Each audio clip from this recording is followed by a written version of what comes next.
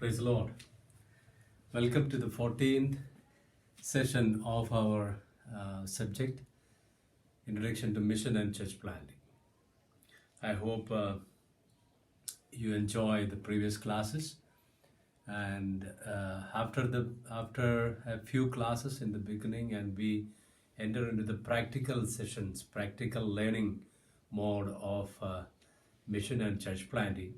And I hope you understand how to develop the vision and then how to prepare your field, the vision place, how to prepare, and then I hope you learn that how to share the gospel to the people, those who are prepared and ready to hear or receive the gospel. Then after we come to the point to discuss with if somebody is coming to, what are the things we need to be do for the people, those who are receiving Christ. And then we also discuss a little bit about what are the things we need to be cautious and careful about the people, those who are interested but not receive. So we have to do the follow for both this two, especially both of this group, and so that we will get a result. But very importantly, we need to be carefully develop and train the people, those who receive the Christ, to become a disciple. So how can we make disciple if somebody, how can we lead people to discipleship if somebody receive the Christ? That is what we are discussing about, and we come across with the topic of the three-third process method, in which we can help the people to develop themselves as disciple and the leadership mode. And we also discuss about how we can teach them the biblical lessons. The principle is discuss and discovery method.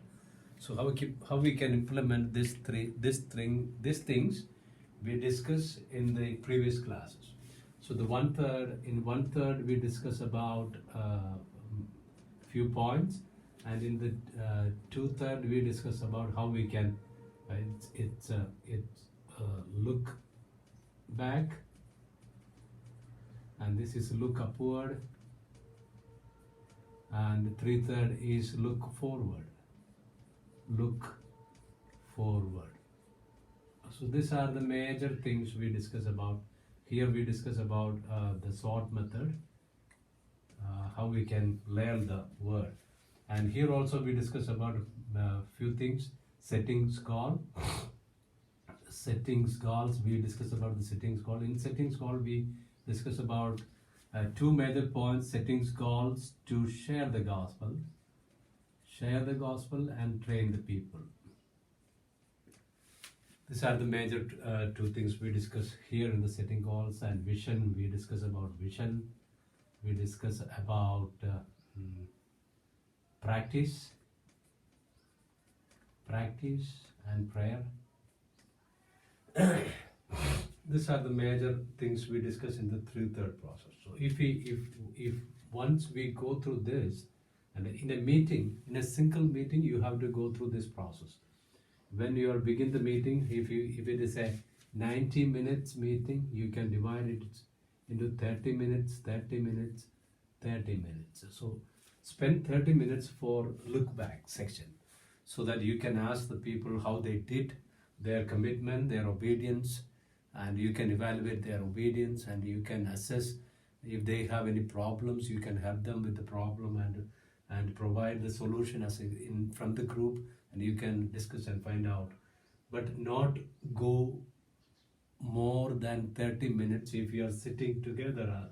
Only if you are sitting together only 90 minutes for a meeting.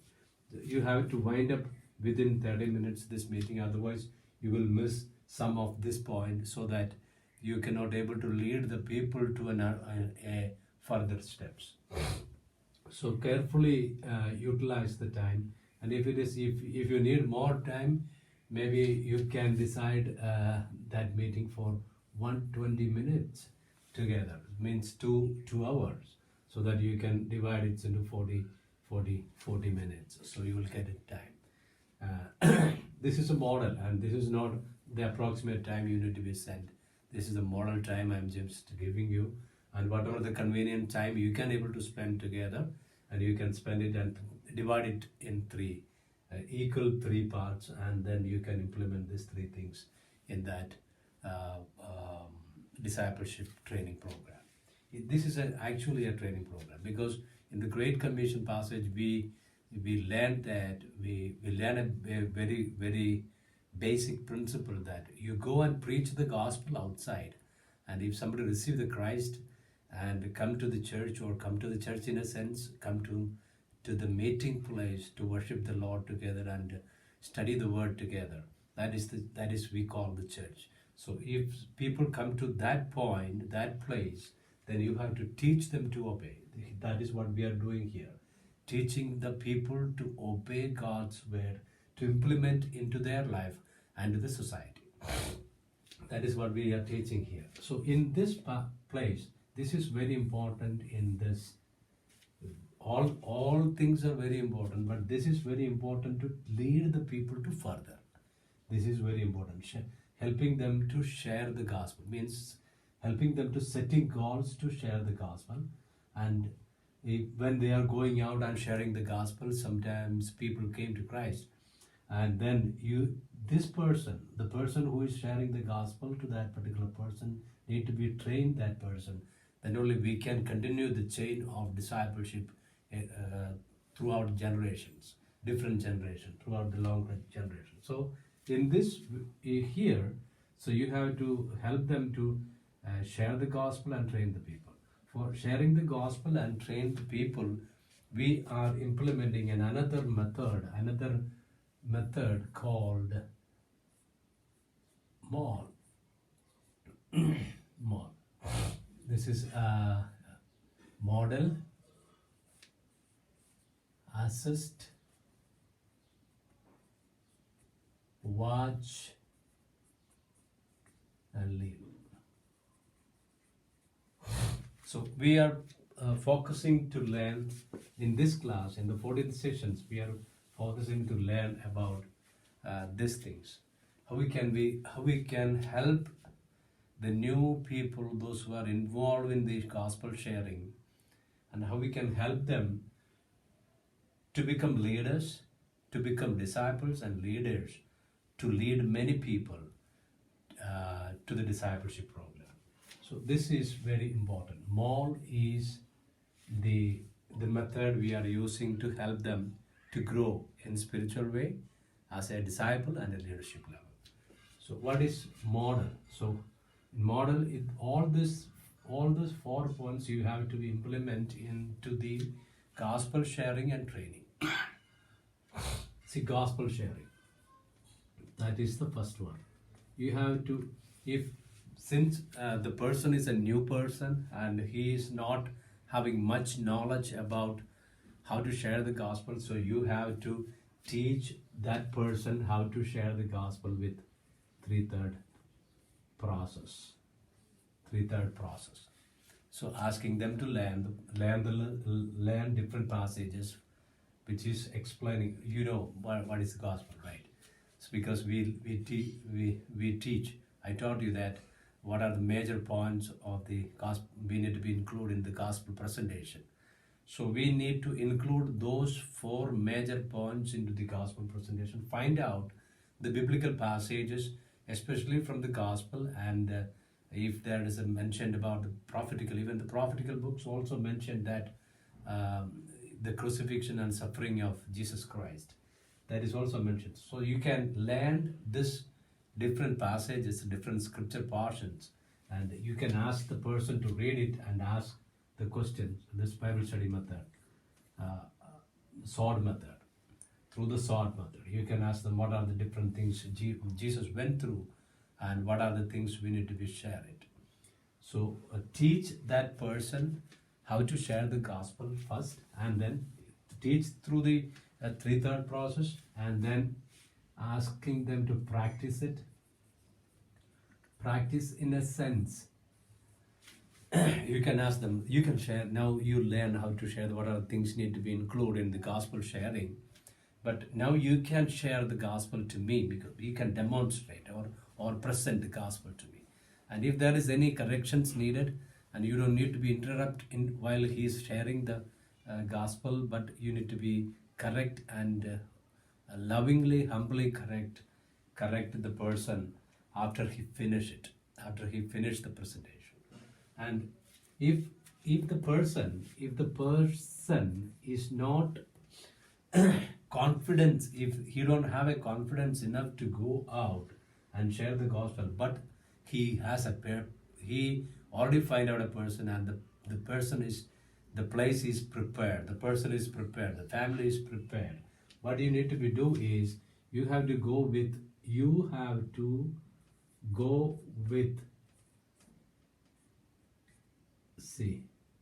go with that person. And then if he's not good enough, if he's not confident to share the gospel, go with that person to the other person, and you can take initiative to share the gospel. And when you are going there, and if this one is not confident enough, and you need to be tell them that, see, I am sharing the gospel, so I'm going to share the gospel, but you have to very carefully listen it, and the presentation level, and how I use the biblical verses, and how I connect the incident, the 4 incidents together, to put into their mind and hearts, to sow the seed. So you can share the gospel, you are sharing the gospel, and this one is hearing, this one is listening very well.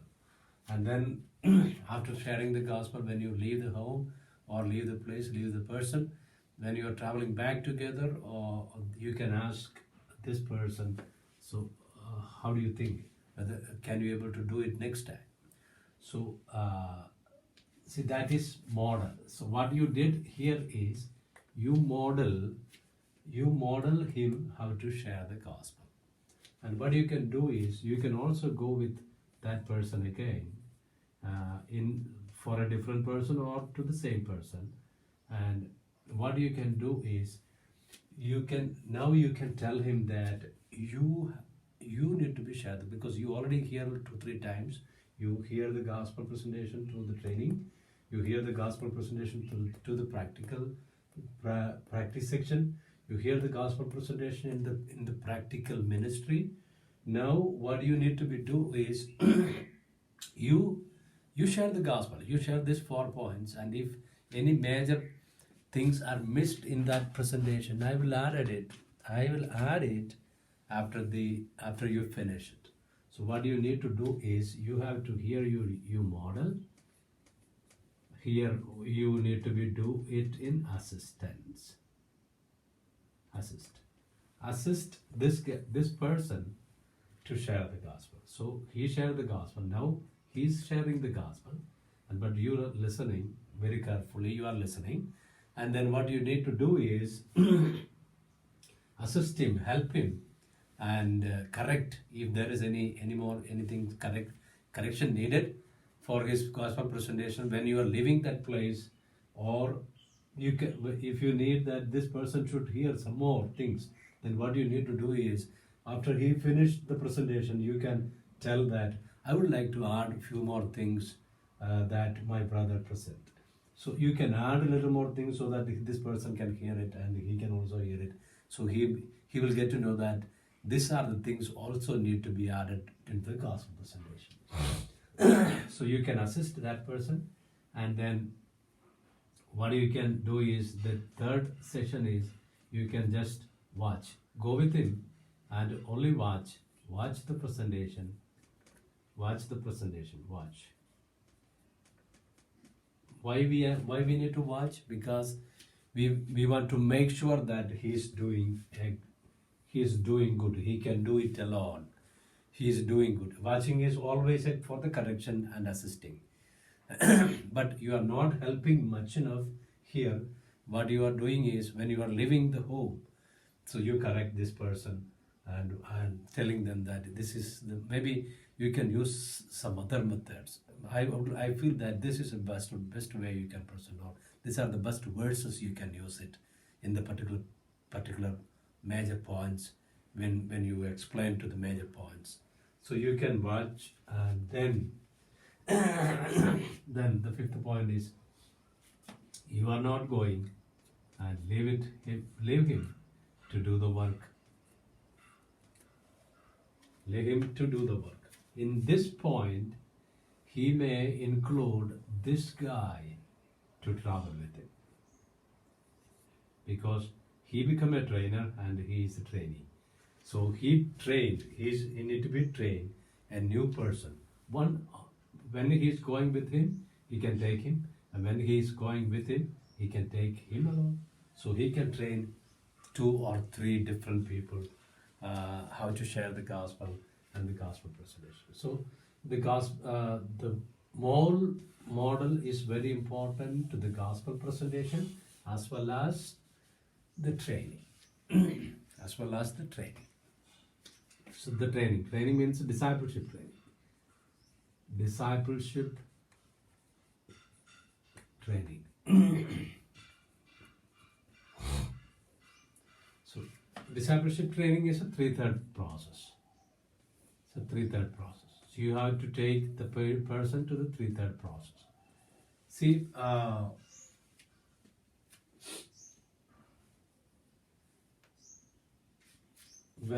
the people already go through the 3/3 process, already went through the 3/3 process several times. The person who is going out and sharing the gospel already gone through this process several times, maybe 2 months, 2 months in a sense, 8 times or 10 times or 6 times. Some are very quickly obedient, some are slow to obedient. So you should not stop this 3/3 training process to your core people. Who are your core people? The person whom you lead to Christ. Or you choose, if you are a pastor, this is the second option. This is the first option. If you lead a person to Christ, then only you can train them very well. If you choose some people from the church and planning to train them, if you are planning to train them, they have already influenced by several people. So it is very difficult to mold them with the discipleship training. So it's difficult, but you can do. But you can try it. But it's harder than to teach these people. These people very easily you can handle these people to teach them, because they are the new. They are the new disciples, newcomers in the church. The other group of people are old. They practiced several things and they learned several things, and they may not give much importance to this process, the new process which you are planning to introduce. So the best way is at least lead 2 or 3 or 5. I already told you that in the beginning classes, in the previous classes, you have to develop your visions and write the name of the people whom you like to lead them to Christ or share the gospel with. And so you can share the gospel to those people first and lead them to Christ, and then you can develop them as a discipleship training through the 3/3 process. So what you need to do is you have to model here. So you already model several times maybe before at the present time, because they are the new people. You teach them several things through the 3/3 process, and then you teach them how to share the gospel. Then they begin to plan to go out and share the gospel. So you already modeled them several classes. After few classes, after 1 or 2 or 3 months, who is a best obedient person in your small group? So give that person a chance to lead the discipleship process, because you can assist him there you can assist him. After 3 months or 4 months, see the person is going out. How can we give that person? How can we choose that person to give a chance here? This is the method. Not an educated person. So you don't need to go through his degree. You don't need to go through his oral capacity. You don't need not or whether he's a good preacher or not. No, that is not the qualification. That is not the quality. People looking, especially in the present churches, looking such kind of quality and qualification to make someone as leadership. But that is not the biblical way of qualifications. We need to be assist and help the people to develop, because we need to be watch and assist who is the quick obedient person to the word, who is very quickly adopt, who is very quickly obedient to the word, who is very quickly implement it. Means capacity to implement, obedient and listen. That is the quality when you are choosing a leader from your small group. So who is the best in that? So choose that person and assist him and ask him to lead this discipleship process. And then whenever the need comes, you just I would like to add a few more things in 1/3, so that you can add a few more things. So you can assist him, and then again you can, the third time, you can watch him and ask him to say, now today you need to do it. I'm not coming forward. I'm not planning to do anything else for regarding the training wise. So then sit and watch, so that you will get to know how efficiently he is handling all these things, so that if there is anything missed, you can help him, or you can help the group to cover up that lesson too. And then ask him, leave his own group, not leave him in your core group, not asking him to handle your core group, but rather asking him to lead his own group independently. In a sense, you need to be supervised, but you don't need to be there, and you don't need to be lead each and every sessions, but you need to be get feedback from that meeting. When you are in the next level, you have to assess. That we will come across in the next class. Because if we say everything together, you may not get the real idea of it. And watch, live. Here also live.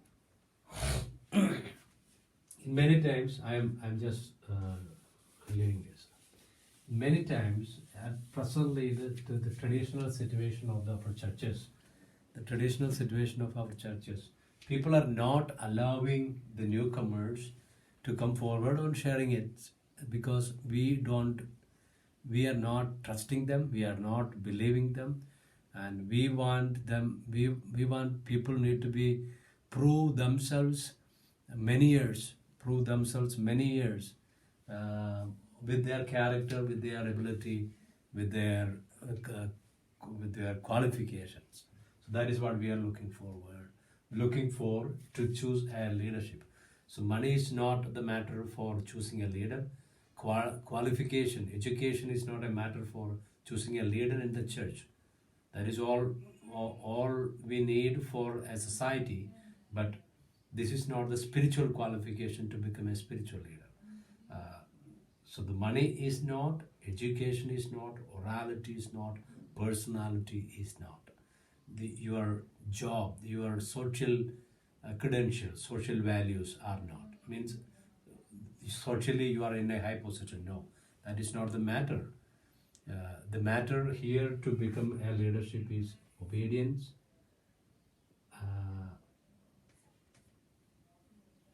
It's called faith. So it's called faith. I will teach it later. I will teach it later. So we discuss about the mall method in sharing gospel and training.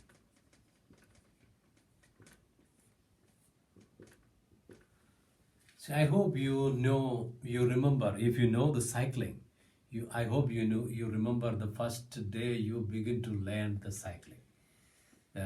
Maybe your father or your friend tried to teach you the cycling. See, think about it, the discipleship is also a process like a cycling.